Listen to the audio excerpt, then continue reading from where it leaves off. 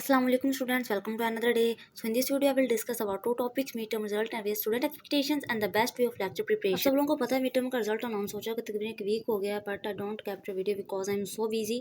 तो midterm का जो रिजल्ट है वो किसी भी स्टूडेंट के एक्सपेक्टेशन के अकॉर्डिंग नहीं है। स्पेशल जो ENG वाले सब्जेक्ट थे उनका रिजल्ट जो है बहुत ही ज़्यादा लो है। वजह क्या थी? वजह जो थी वो पेपर पैटर्न जो हमारा चेंज है, यही वजह थी। क्योंकि पहले हमें ये होता था कि हमारा एक लॉन्ग गलत हो जाता है या शॉर्ट हो जाता है, लेट्स सपोज अगर 2-3 एमसीक्यूज भी गलत हो जाते हैं तो हमारे नंबर जो थे वो मेंटेन ही रहते थे क्योंकि उनमें चॉइस होती थी।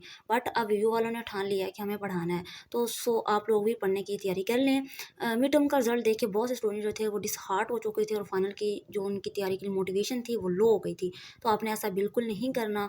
अब आपका मिड टर्म का रिजल्ट ऐसे से गुजर गया, बट आप 60% नंबर अभी भी बाकी हैं जो आप फाइनल में गेन कर सकते हैं।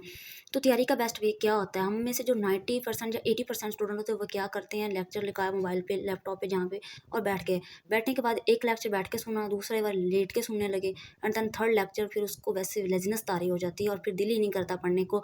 लेकिन ये बेस्ट वे नहीं है, this is a bad way. Okay, पढ़ने का बेहतरीन वे है कि आपने एक्टिव होकर बैठना है, अपने साथ एक कॉपी पेंसिल रखनी है, जो भी आपने लेक्चर सुनना है उसके साथ साथ आपने पॉइंट्स बना लेने हैं। क्योंकि जब बंदा लेक्चर सुन रहा होता है ना, उसको लगता है हाँ मुझे सारा आता है, ये सारी समझ आ गई है, बिल्कुल आ भी जाती है। लेकिन जैसे नेक्स्ट लेक्चर प्ले करते हैं तो पीछे वाला भूल जाता है, उससे आगे वाला प्ले करते हैं तो बिल्कुल ही भूल जाता है, ऐसा हो जाता है। तो जब पूरी बुक कंप्लीट होती है तो ऐसा लगता है हमें तो कुछ आता ही नहीं। तो अगर आपके पास नोट्स होंगे ना तो आप कभी भी किसी भी पॉइंट को मिस आउट नहीं करेंगे, पॉइंट बना के लिखा करें। जिस तरह से मैंने EDU 101 का पढ़ाया था आज, तो मैंने इस पर लिखा था इन्फ्लुएंस ऑफ इजिप्शियन, उसका टाइम पीरियड क्या था, उसके एजेंट कौन थे, एंड इन्फ्लुएंस ऑफ ग्रीक, उसके टाइम पीरियड क्या था, उसके एजेंट कौन थे। मेन मेन जो चीज़ें थी हाईलाइट करके मैंने वो पॉइंट बना के लिख ली, ताकि पॉइंट जब मेरे माइंड में होंगे आगे से मैं खुद लिख सकूँगी। तो इसी तरह आप जैसे हमारा EDU 406 का कोर्स है, मेरे मोस्टली स्टूडेंट जो हैं वो EDU 406 के ही हैं, तो वो बहुत ही ज़्यादा टफ सब्जेक्ट है। एक टॉपिक के अंदर मज़ीद कोई 7 से 8 पॉइंट्स हैं, तकरीबन 10-10, 12-12 पॉइंट्स के अंदर मज़ीद पॉइंट है। तो आप इस तरह से पॉइंट बना के लिखा करें। जैसे ये मैंने 36 जो लेक्चर था एप्रिसिएटिव इंक्वायरी के अकॉर्डिंग था, उसके पॉइंट बनाए हैं जस्ट आप लोगों के समझाने के लिए। ऐसे व्हाट इज़ एप्रिसिएटिव इंक्वायरी, सबसे पहले आप उसके अकॉर्डिंग लिखें, फिर उसका आगे मज़ीद जो पॉइंट है वो सारे नोट डाउन किया करें। तो पढ़ने के बाद आपने क्या करना है, अपने एक बार हैंडआउट्स को लाज़मी रीड करना है, ठीक है?